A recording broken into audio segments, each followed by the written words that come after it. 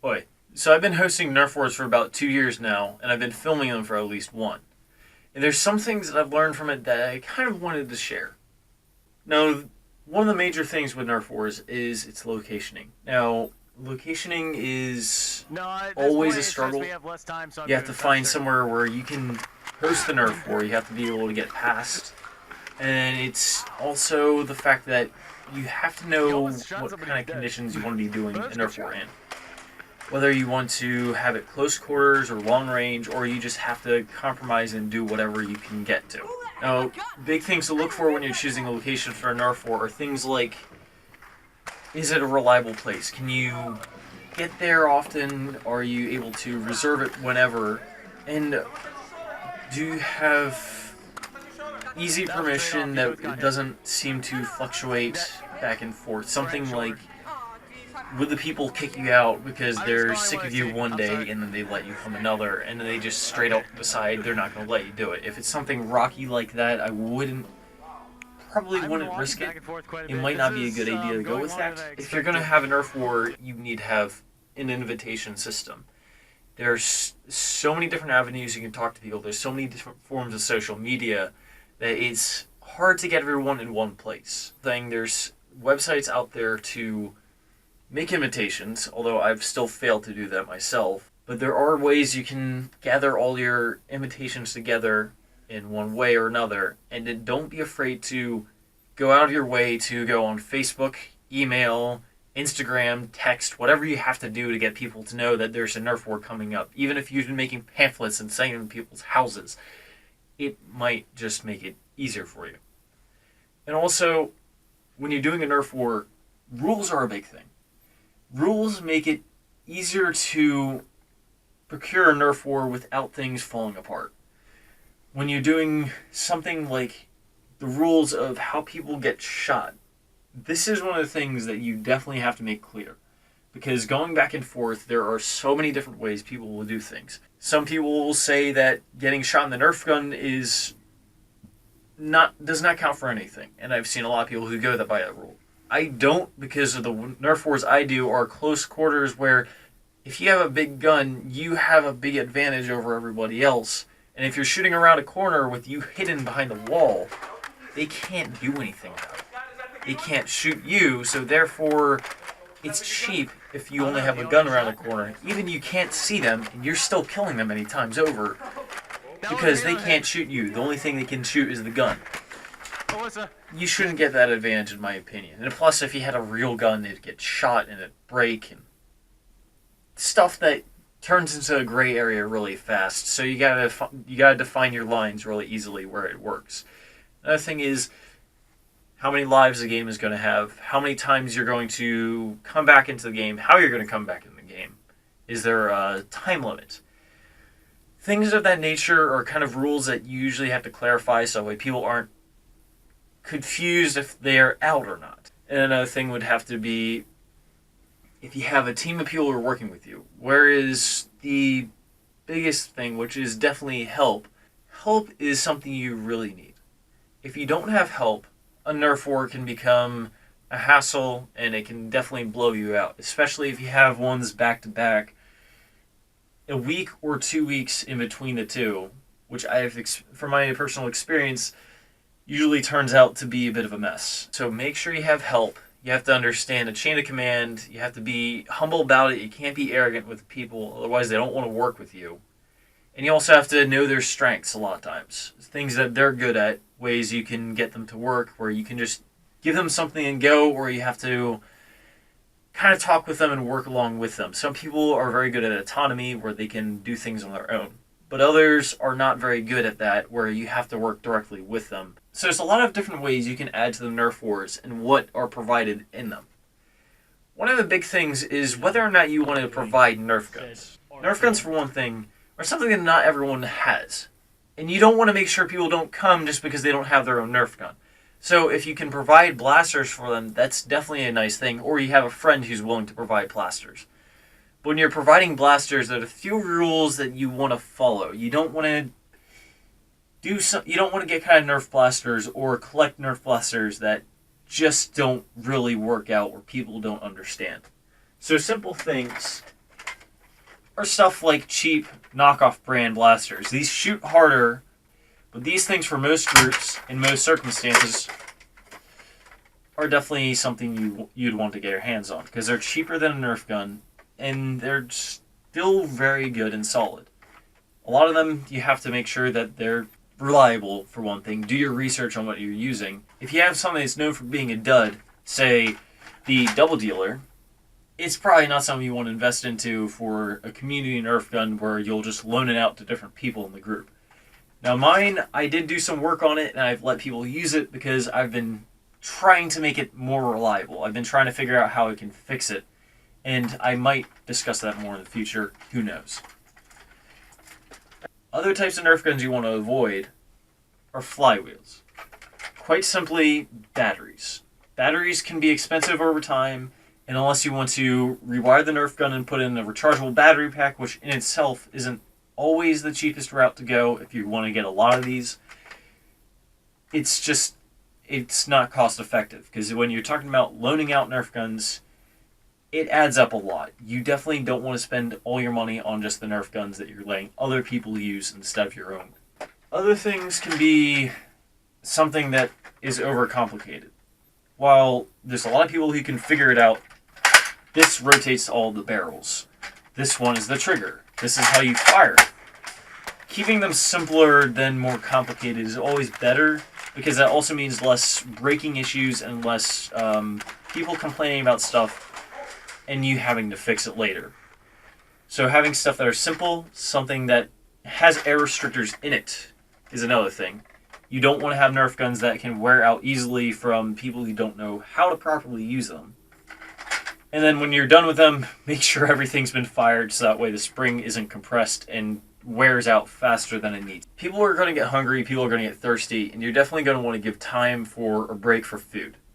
Now what you want to do at that time is either you want to give them a chance to go get food themselves, or you want to be the one who provides food. Providing food, you can get food ordered, or you can already have stuff that is pre-bought before the Nerf war happened. And you also want to make sure that you have a way for being able to pay all that stuff off. Now, if people are coming, you can ask them to bring money, but don't force it on them that they have to bring money because that just deters people thinking that they have to pay to come. My Nerf wars, I do an optional $5 for pizza and drinks, and if it adds up enough, it usually cuts back on what I'm paying for it. But if you just want to go the route of everyone can go get their own thing, they can go to a Wawa or a McDonald's or someplace nearby where you can get food, and you have enough time for that, that's a good thing as well. Ammo is always an issue. It can run out fast, it can be too much, or the fact is there's a lot of different ammo types out there to work with. So you can either give the rule of everyone has to provide their own ammo. That's a good way of going. You could rent out ammo, or you could just do what I do, where you just straight up buy a whole bunch of ammo for everybody, and you just say, hey, don't bring your own ammo. I have my own. It's easier that way. I know that the darts are good darts. I know that they're reliable. They won't jam up my guns, my modified guns especially, because I hate it when that happens. And if you're going with something where you would be providing ammo, there's a lot of advantages to that over other types where you're letting other people bring their own ammo. Because they bring their own ammo, there's a lot of off-brands that can be really bad kind of darts. They're a lot harder tipped. If you have a younger group, that tends to be an issue because you have a lot of complaining during the Nerf wars. And complaints are not your friend. You want to keep them down to the minimum.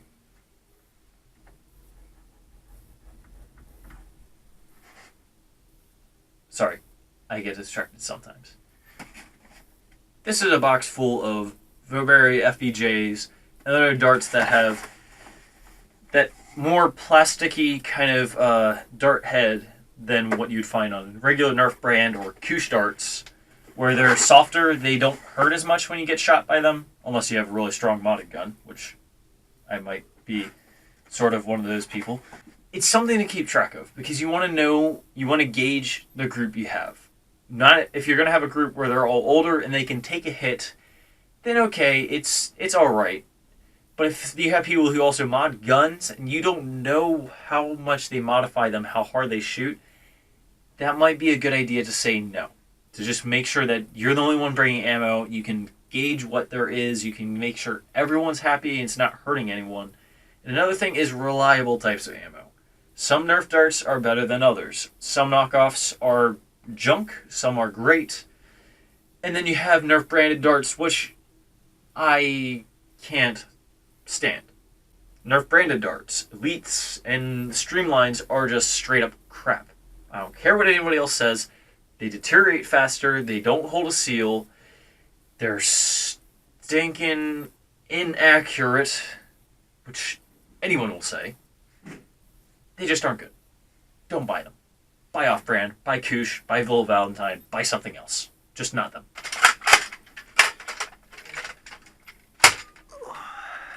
One other thing about darts. If you're going to provide darts, you better know that afterwards, there's a lot of cleaning up to do. And there's a lot of darts you need to go through in order to make sure that there's nothing bad in that pile. There's a lot of ripped darts, there's a lot of jam darts that end up in the pile of darts that you're going to be bringing home. And you're going to be bringing the next time. So clean up that pile, find the bad darts, as annoying as it can be, so that way there's less complaints. Another thing is, Nerf wars can be more fun when you have diverse ammo types. And if you have different types, I'm currently trying something where I have different rules for ammo types, like the Vortex rounds, or the Rivals and the regular standard elite type ammos. Just straight up, you just hit something and that's all it is to it. Or you have something where Vortex has ricochet shots, where hitting it off a wall, bank shotting somebody will get them out. Something like a rocket or a mega might have a longer respawn time, stuff like that. Maybe they do more damage, etc., etc. But ideas like those might make it more diverse and more interesting to use different ammo types and have a different advantage over others than not. Another thing is when you're in a fight, you want to make sure you have cover, something you can duck down, hide behind, and don't get shot. That's always something you want on your side. That's always something that can be a big issue. If you're doing it in a field, there's not much cover, and cover does influence the way the game is played. If there's more cover, that means it's usually more close quarters, which means more aggressive play comes from close quarters. I'm more likely to go charge you and waste all my ammo if I'm at close range where I think I can hit you than if I'm far back where I can't. So you want to make sure there's a lot of cover if you can, and also that it's easy to set up. Something that's not too heavy, not too bulky. You can, say, a nice big table where you can roll it out and it's not heavy, but it definitely moves and it covers a lot of area. Or I've seen some places that use tents or PVC structures with a tarp or cover over it that makes a giant cover without taking up too much space when it's stored or it's too heavy or too bulky to work with. Another thing when it comes to Nerf wars is the fact that the environment itself makes a Nerf war better or worse. Lighting is one of the things that I love to work with, because lighting definitely makes a Nerf war more intense rather than just, oh, there's a person over there, I'm going to wait and shoot them. Or, oh, there's a person over there, I'm going to sneak up on them behind this cover. No. Lighting, if you have something like a darker room and a light room, that area where you can't see makes it more like, am I going to get shot now? Am I going to get shot around this corner? What's going to happen if I go in there? Or what's that going to happen if I go that way instead? I'll choose that way just because it's more dangerous. Stuff like that, it's more intense. It makes using different areas, different environments more entertaining, more interesting, and it brings more life to the Nerf war. Now, when it comes to other ideas, music's something you can use. If you have somewhere where you do indoor wars like I do, you can probably set up some music somewhere and make it more intense, or sound effects that could make it more eerie if you really want to go for that direction. You want to use your environment to your advantage. Everything there has some way that it can be used, but you don't want to do it in a way that could make somebody who is in charge of that property mad at you. Because You can turn something in from a regular place, like a church, into something that is absolutely crazy. You got all this stuff everywhere. You've got black lights, you've got red lights, you've got snow globes, or wait, why snow globes? I mean, why not do a disco ball, for goodness sakes? Do something entertaining. Something that makes it ridiculous, kind of funny, or kind of dark and eerie, or just makes you have to laugh. Black lights are another thing. They make things really interesting. It makes it dark, but it doesn't reduce visibility completely. Something like a Nerf gun like this glows really bright. You have a lightly colored shirt or neon or something else. Orange muzzles will definitely glow, I can tell you that. And while it doesn't necessarily show up on some cameras, like I'm sure people have noticed with mine, those dark rooms are usually not dark. They're actually black light. In which case, you can only see so much. It's kind of sad, but it's how it is. And the beautiful thing about black lights is that you can definitely do a lot more with them. Black lights, you can also make signs and posters and kind of background effects with them that make them really fun to work with. I have a bunch of signs that say some really stupid stuff just to make them hilarious. And it definitely brings more light to the room without ever really making it bright. I would suggest trying any of those kind of ideas where you have different colored lights. You can get red light bulbs from Home Depot or anywhere you get home supplies. That's an option. And then also another thing with Nerf wars is when you're trying to manipulate the environment, range of engagement is a big thing for picking a place and also for making it more interesting. Long-range fights, for Nerf guns especially, are not typically as entertaining because one, you're just wasting ammo or you're reserving it because you don't think you'll ever hit anything. So you want to make sure that it's interesting for everybody as much as you can. I like to choose indoor places because close quarters is awesome and it makes things intense, a lot faster pace. Sure, it's kind of hard to work with. It can be very confusing at times, but it's so much fun doing an indoor fight because when you're close quarters, you have a better shot at hitting somebody. Higher skill level players are just as susceptible to getting shot, which makes it more entertaining because you have a large level of skill, but you're just as vulnerable as anybody else, no matter how fast you are. And then it just keeps the life going. So things you can do are, if you have an open window that shows down a hallway, just put something over that to make sure that people can't see down that hallway. That way, if they can walk around it and still get into the hallway, they don't know what's there. But they're getting shot. Or not. They don't know. It builds on the environment and the excitement of the entire thing. And plus that means you're more likely to get kind of an adrenaline rush when you're being shot at. Pacing is a big thing for Nerf wars, making them more entertaining or less. It's something that can make people more interested in coming back than others.